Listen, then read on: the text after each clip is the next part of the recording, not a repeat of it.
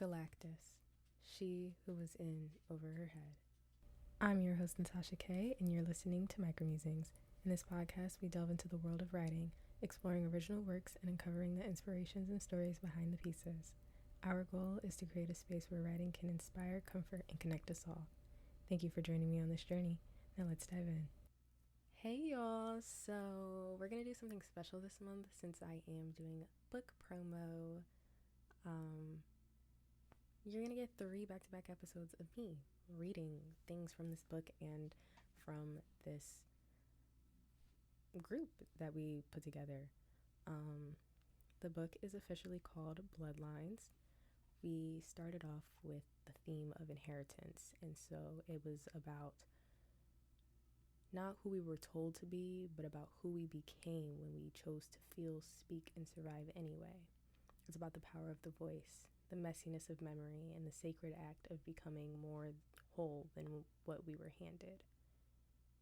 And I truly love that theme because something Natalie told us is that we were unintentionally writing that before we even came up with the theme.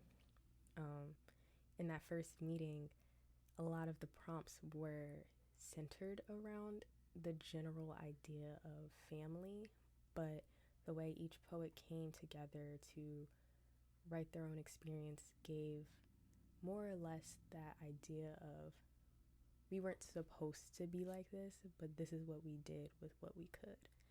And over time it has evolved into the theme of bloodlines, and I absolutely love it. I love how we all came together for this. I think that not everyone wrote from the prompts that she gave us. I did a mix. I know some people didn't do at all.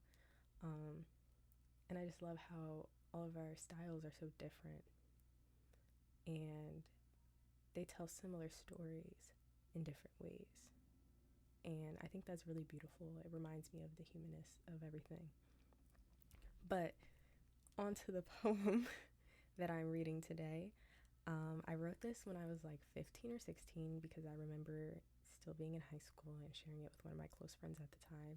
And he said it was so good. And I was like, I don't really know.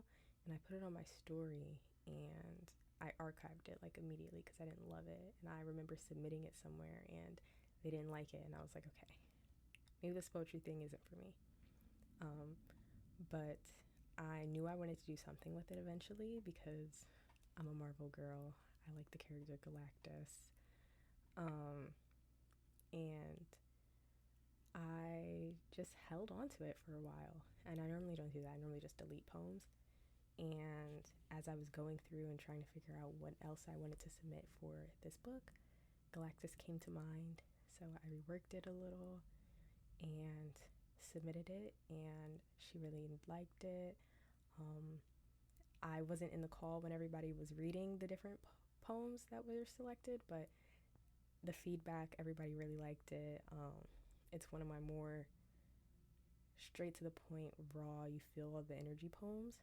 And I feel like that's the vibe of younger Natasha. Teenage Natasha was really just, this is exactly what I'm feeling. I'm not dancing around it whatsoever.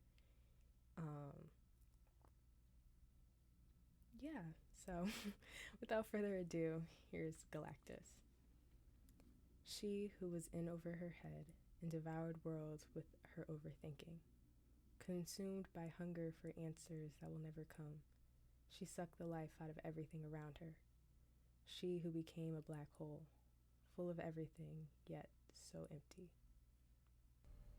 Thank you for listening to Micromusings. I'm so glad you could join me today. If you'd like to read more of my writing and additional exclusive content, visit the Micromusings Substack by clicking the link in the show notes below. If you enjoyed today's episode, please feel free to share it with others who might appreciate it.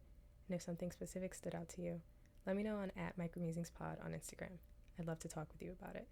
Your support means the world to me. With love, always. Until next time, I'm Natasha.